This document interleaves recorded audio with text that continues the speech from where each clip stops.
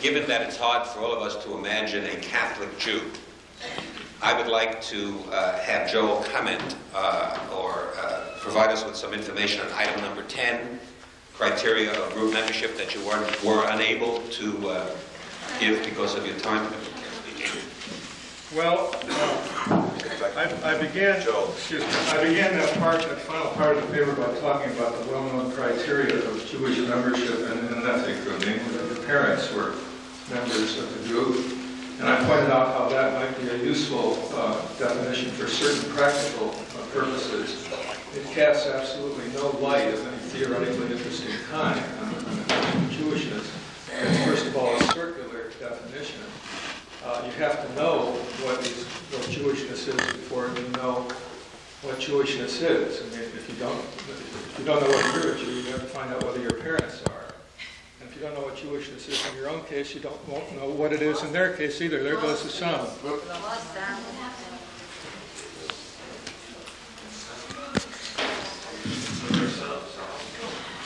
Maybe we can pass this around.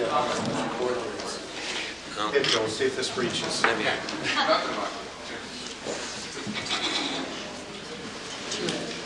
Thank you. This one is working again. Well, what I did then was put in my own words something very much like the statement on this subject of our sponsoring organization here, which I much admired.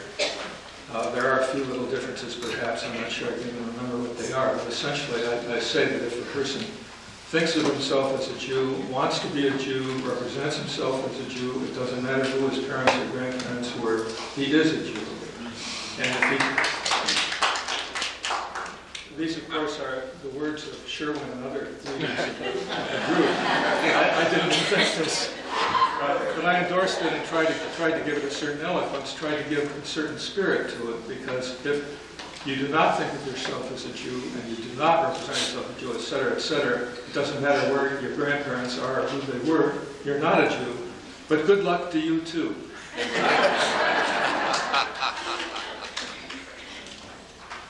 Yes, Mr. Kent. Professor Feinberg, I understand the history of philosophy in the 20th century. It breaks down into two large schools, the Anglo-American school, which is called analytic philosophy, to which you belong, which you've just given us an example of in your paper, and the continental school, often called phenomenology. The founder, or at least the leading dominant influence in the founding of the Anglo-American school was an Austrian Jew taught at Cambridge named Ludwig Wittgenstein.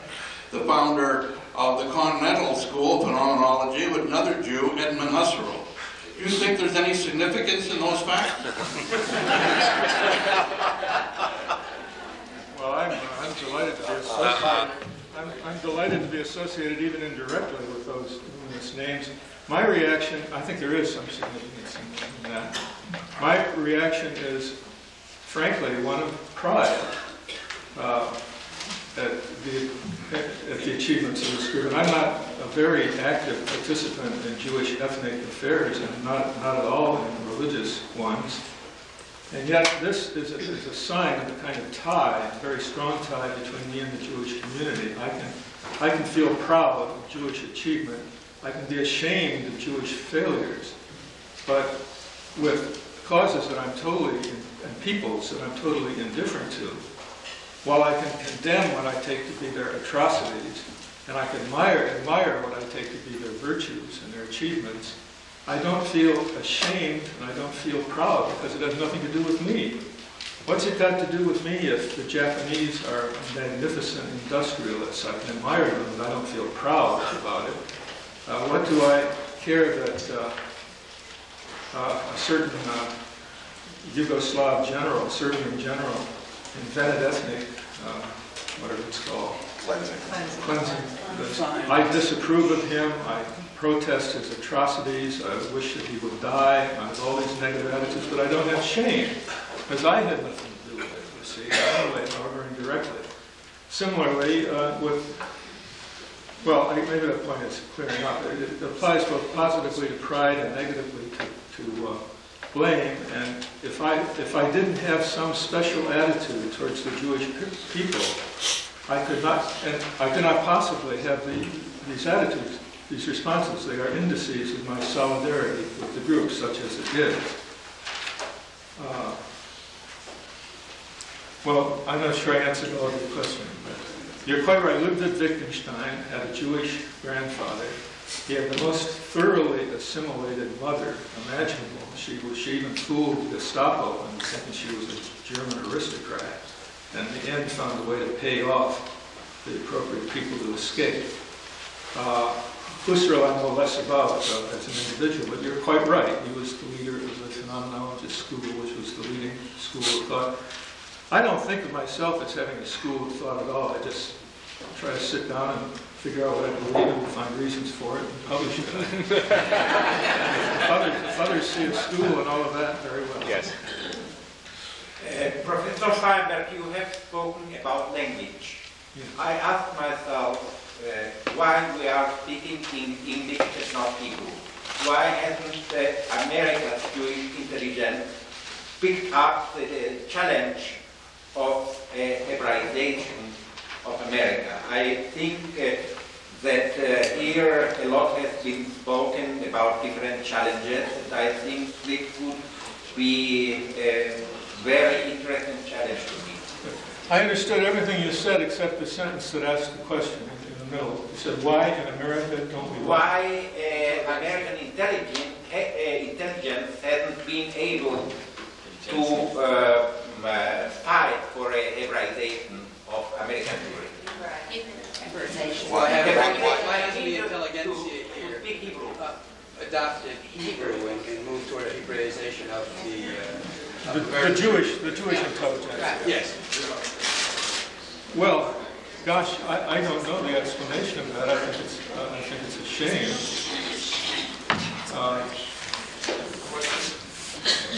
The question is, why haven't the American Jewish intelligentsia moved more quickly and efficiently towards making the study of Hebrew wider spread than it is now? Speaking. The usage. Speaking and building. Ms. Friedler said, why aren't we having this colloquium in Hebrew? Oh, that's well. Nobody would understand. Well, I think that's, of course, that's an excellent question. I just don't happen to know the answer. The way you formulated the question suggests strongly that you think that would be a good thing, and I agree. I mean, it would be wonderful to be perfectly bilingual and to have a session today in which we hear a paper by an English speaker and a session tomorrow in which we hear one in Hebrew. And you know, European intellectuals do this all the time. They go to Berlin and hear a paper in French, and then go to Paris and hear a paper in Italian or English or whatever. And it's just expected that the intelligentsia will have this kind of flexibility. Is it asking too much here in this hemisphere that we have, as Jews, at any rate, the same kind of bilingual competence? It's not asking too much, I think. It would be, whether it's possible, practical or not, it would be lovely. Okay, Bernie here. We're here to talk about why be Jewish. And I'd like to push the unique balance between Jews as an ethnic and religious community and ask what are some of the criteria that we would list if we were defining the criteria for the ideal integration that you call for. And the question I would put to our group, the Jews were formed when a man named Abram had a call from wherever, let's say an insight, a flash of inspiration. He heard the notion that he was expected to round up his people and go to a certain land where he would give leadership to the forming of a new people known as the Jews. So I ask, does one have to identify with that call to Abram from some sacred encounter as the forming point of the Jewish people? And is that a requisite for our identity in this era or forever? Is it essential to believe that there was such a call to our ancestor in order as the formative experience that resonates throughout time? Yes, can you go? Well, I want to pick up on Bernie's question because I think it resonates even to the question about language. I want to pick up on this last question of Bernie's and approach it from a somewhat different angle. That is not a question of what do we assent to, but what do we emote to. That is, it matters to me very little whether Abraham received a call or not, or whether there was an Abraham. It matters a great deal to me that every ancestor that I could think of, that I have any emotional affinity to, believed that and acted on that belief, and that animates my attachment to them as a people. So that I think the attachment to an emotionally identifiable group is pretty critical, regardless of whether their factual assertions are things that I could accept or validate. And I think we're missing in this discourse the emotional component that binds people together on the basis of being Jews. And that's not an exclusive basis. There are many other groupings to whom I have emotional attachment, not quite on the same degree. Our shared myth. Oh. Perhaps I could ask a similar question of you. Is it possible in a 20th century, 21st century, liberal democratic society, pluralistic society, to have similar cohesion-making attitudes towards all the citizens in a nation, all the groups in a nation? I feel bound to introduce that kind of question now and again because it seems to me we've talked only about the hypothetical individual and his very real group, not about the national community, which contains groups like his and other groups too. So that was a question. May I? Yes. I think, to start with, I think I'd like to quote a well-known Hebrew poet, Abba Kovner, who said, "I don't believe in God, but I believe in Jews who believe in God." And I think that that's a starting point also for the American situation, because you don't believe in a melting pot anymore. What you favor is an integration of different groups of people, whether the differences are racial or ethnic or other cultural characteristics that these groups might have. In other words, you are beginning to put a premium on the right of groups to be different within the same society, which provides a slight possibility to answer that tremendous challenge which we seem to be constantly escaping from in this colloquium. Namely the fact that I think Egan Mayer put it in his figures yesterday very, very clearly, that there is in fact a danger of disappearance. And that this, in a sense, is contrary to what the integrative society of America really expects. Because it, as I say, it supports difference within a larger integration. Now, this is an opportunity which ought to be picked up. How it ought to be picked up would be the subject of this discussion. My second point is that I think a philosophical approach to these questions tends to miss a very important element, and that is that things are not clearly defined, that there are transitions between concepts, that you cannot say this is a definition, because every definition is an abstraction from reality, and you go according to reality and not to the abstraction. So when you concentrate only on that, and I very much appreciate the distinctions that you made, nevertheless I would suggest that there's an important point to be made, and that is that there are transitions between the different elements. And your comment about the Holocaust is, I think, very, very important, because to deny that there is an element of that event in any kind of future Jewish identity or identification would be a fatal mistake, because we are not dealing with an event that was, but an event that is. Because the Holocaust that took place 50 years ago is the present and not the past. We judge historical events by our own lifetimes, and that is a wrong approach. things that happened 50 years ago happen now. And therefore we are dealing with a present situation which has a global, international, universal aspect as well as a particularistic, special Jewish one. Yeah. Let me take one question from the floor that in effect aligns with the point that Yehuda is making, that sort of interprets the Holocaust and its relationship to continued Jewish identity differently. The questioner asks you, Professor Feinberg, to please elaborate on your thoughts concerning Jewish identity and the Holocaust. And then the questioner says, surely we are not Jews primarily out of spite because of what others have done to us. And Yehuda provides a response. I was wondering what your... Joe, why don't you take the microphone? We couldn't hear. Oh, I'm so sorry. Yeah, okay, well, we are so technology dependent. I'm just saying a questioner from the audience had a query that was very similar to this discussion now, and says, asks the questioner, or asks you to please elaborate on your thoughts concerning Jewish identity and the Holocaust. Surely we are not Jews primarily out of spite because of what others have done to us. And Yehuda provides a response. We were wondering what yours is. Professor Feinberg. Well, spite. Joel, ask this or answer another question from the audience.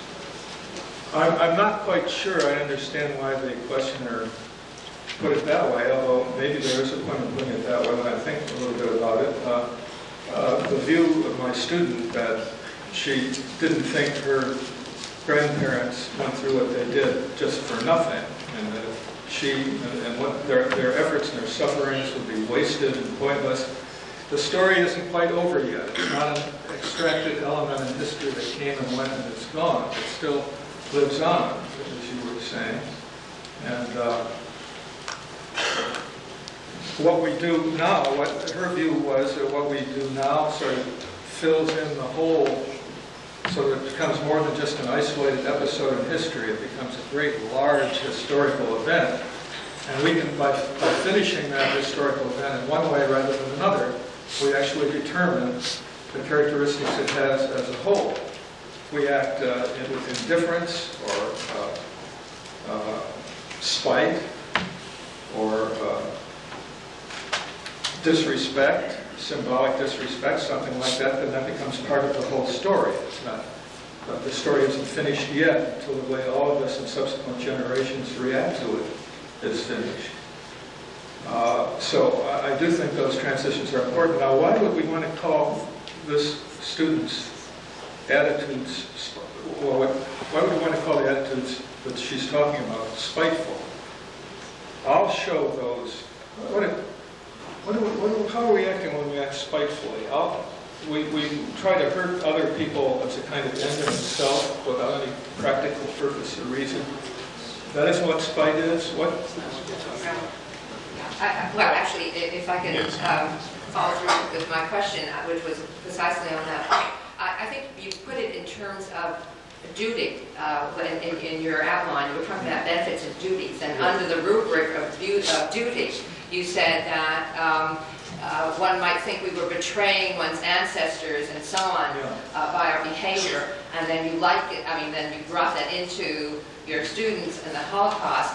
And my question was that assumes that death in the Holocaust had some meaning in terms of death having meaning. It had, death is death. It has no meaning at all. We don't give it meaning by saying, well, I betray my ancestors now by remaining Jewish. On the other hand, of course, the Holocaust is something we resolve never to forget and cannot forget. But it's not, I don't want it to be a burden on us, on Jewish children to feel they have to stay Jewish because they're betraying something. It's a duty, because I think that part of Jewish history, which was, many historians in the past, one of pain and suffering, and we have to hang in with our Jewishness because look at what our ancestors have suffered before and so on. I like to turn that around to the pride and the wonder, and we have survived, and it's wonderful. And yes, we make sure in our pride that Holocaust never can happen again, and we keep in mind. So I think the word spite may have been ill-chosen, but I think it was in terms of, you're talking about duty. Sure. It may have been mischosen, but I'm not sure it was. Charles? I want to pick up, I should begin, Rabboni Shalom, may I be heard.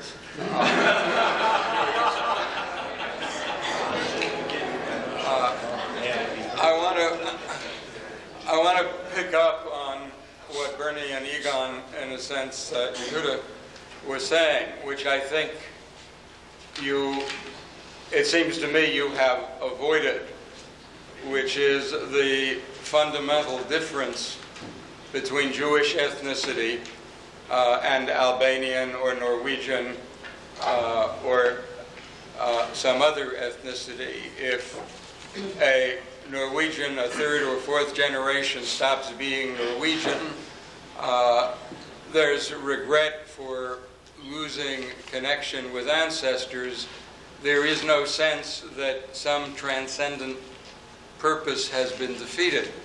And it seems to me that one of the dilemmas that secular Jewishness has to confront is that if you do not accept the story, the myth, the central myth of Netzach Yisrael, of the eternity of Israel, what is the importance of continuing a Jewish identity?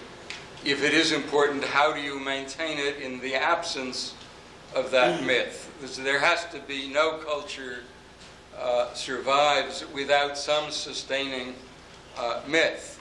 And I would argue that the religious part should not be confused with the theological part. Or, if I may quote Kaplan again, actually a whole sentence of his I'm able to read instead of paraphrasing. The fundamental error of humanism consists in assuming that there can be only one conception of God, which must remain fixed and static, and that we either accept the traditional view of him as the author of the specific laws and customs which have come down from the past, or leave God entirely out of our reckoning. If you want to leave God out of the reckoning, one has to come to terms with why does it matter so much? Why does your student feel she would be betraying her grandparents if she didn't remain Jewish? That ultimately, I think we have survived because despite profound differences in theology, there's been some central belief that being Jewish somehow matters to the world, that there is some transcendent purpose. And what I missed in your discussion was a coming to grips with that. It seems to me it's a dilemma that all liberal approaches to Judaism have to face. Well, I have lots to say about those astute and receptive remarks. First of all, if the religious myth can't sustain, can't do the job, how can we find another sustaining myth to do it? Why doesn't that kind of show that looking in the direction of sustaining myths is not where we ought to look? If you want an explanation of why it seems so extremely important and also kind of sui generis, different from anything else, that the Jewish ethnic groups survive, I think you can look no further than its history. It's the perils of Pauline. We've been hanging by our fingernails over and over. There have been great victories won at the last minute. They've come very near extinction. This is not true of the Norwegians, I believe. I think that the Norwegians have a culture, and if they were down to their last handful of reproducing adults, they might think that they have the same kind of holy mission that we do. But if I want to explain the difference in their state of mind from ours, they're not accustomed to being kicked around as much as we are, and that has certain consequences on the way that people think of it so. Yeah. Is that too simple? Well, now that we're on myths, there's a question from the floor that I suspect comes to the mind of many people who define themselves as ethnic Jews.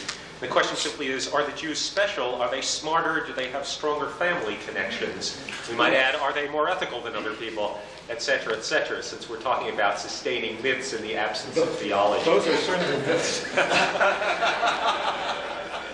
Right. But it does raise the question that in order to survive, need there be some sense of group narcissism or some sense of chauvinism in order to sustain an ethnic group? I think there would be a great cost attached to that, even if it were effective as a means to what we want to do. It's the kind of means that has derivative bad consequences. Mark? Joel in part answered Charles Silverman's point. Oh, how's this? But I think Charles's question does what Mordecai Kaplan was complaining about. He says you shouldn't take God as a static concept. And then your question is, but if you throw out this myth, you have nothing left. Well, the myth is not a static concept either, and we have a view of our history. Joel's answer, we have a history, we have a tradition, we respond to it differently. I mean, obviously there isn't one single view of this in any branch or any outlook, but we do our picking and choosing too from the prophets and from the earlier myths and from the later myths. But I think the history answer is extremely important, and I don't think we should be denied the right to a non-static and evolving view of our history.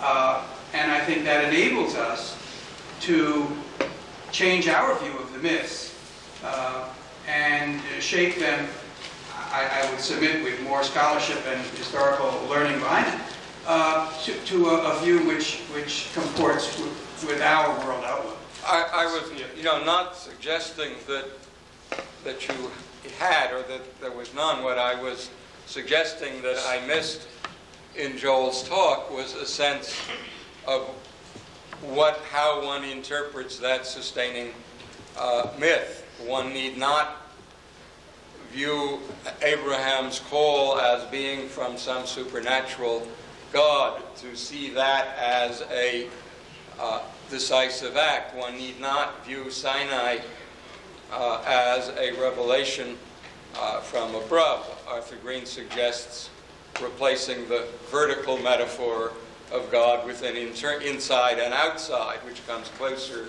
to what you're dealing with. What I missed hearing was, what is the myth? How do you ultimately answer the question, why does it matter? And I'm suggesting that we haven't survived for 3,000 or 4,000 years simply because being Jewish is part of who I am. We have survived because there has been some kind of conviction that it is of transcendent importance. Yes, that's it. Yaakov. And it's harder to answer that question from a liberal than from a traditional viewpoint. Certainly, My feeling is that the question why to be a Jew can be asked only by people who are not living in a Jewish culture which enriches them and which is the only basic environment in which they grow.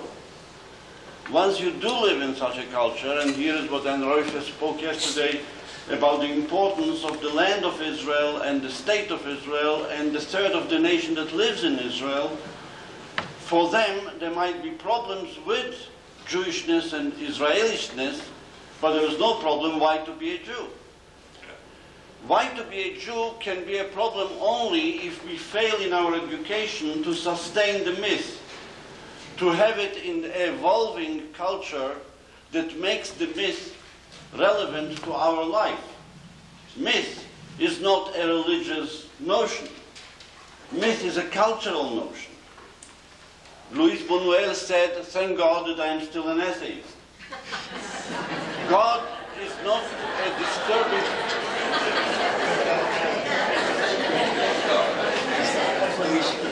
God is not a disturbing factor in my life. He is a literary hero of the myths I know. The reason why all of history, all of Jewish history could have a unified framework, ideological framework, is because it had a literary framework, one single literary framework which evolved. Therefore, I suggest that when we are speaking why to be a Jew, we should renew the kind of culture that we can relate to. The Holocaust is a very good example. I agree with Yuda that the Holocaust is, not was. But the Holocaust is not only the death. The Holocaust is the life that was destroyed in the Holocaust. Exactly. And education that stresses only the sensation of death, only the horror of annihilation, without pointing out the rich culture of Europe, of Jewish Europe, of Europe and the Jews in Europe, without making this the central point, as central as the annihilation of the physical life, there is nothing to identify with. You cannot identify only with that. You can be excited, you can be horrified, but you cannot identify with death. Therefore, Holocaust should be a central theme in our education, but not only as the end, but also as the life. And in this life, we'll find that there was a tremendous secular culture that was developed in the first half of the 20th century, and it was the majority of the Jews who lived in this culture. And this culture became completely unknown, completely annihilated from our culture because our education ignores it. And because education of Jews that is based only on Orthodox education or religious education is education for ignorance of Judaism and not for knowledge of Judaism.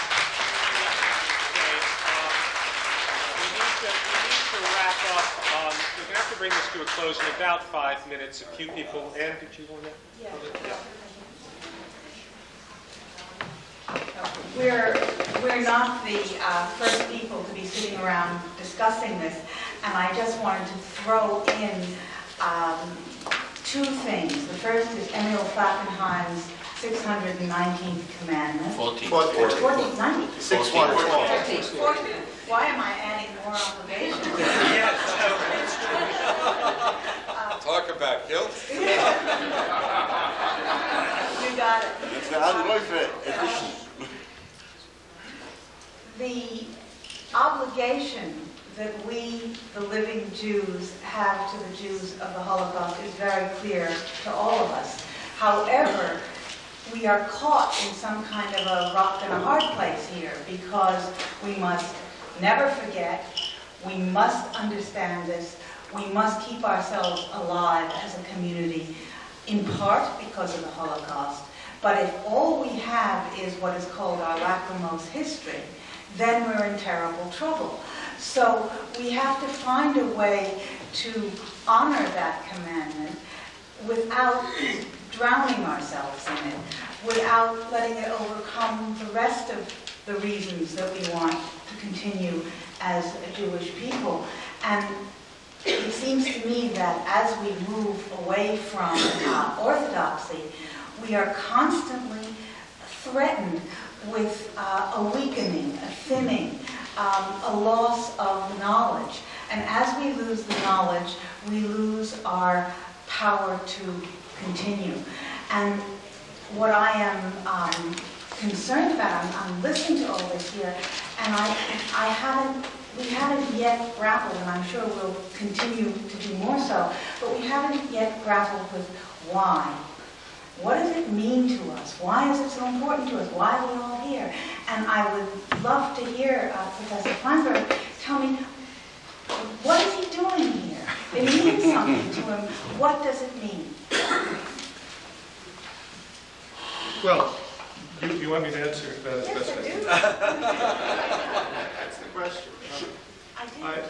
Part of my reason for being here is that this is an intellectual conference of respected, very capable, very insightful people, and I'm an intellectual and I like conferences, and whatever this work was on, there'd be some motive of that kind for going, but more special, it's about a live, practical kind of question that grows out of our theorizing about what Jews are.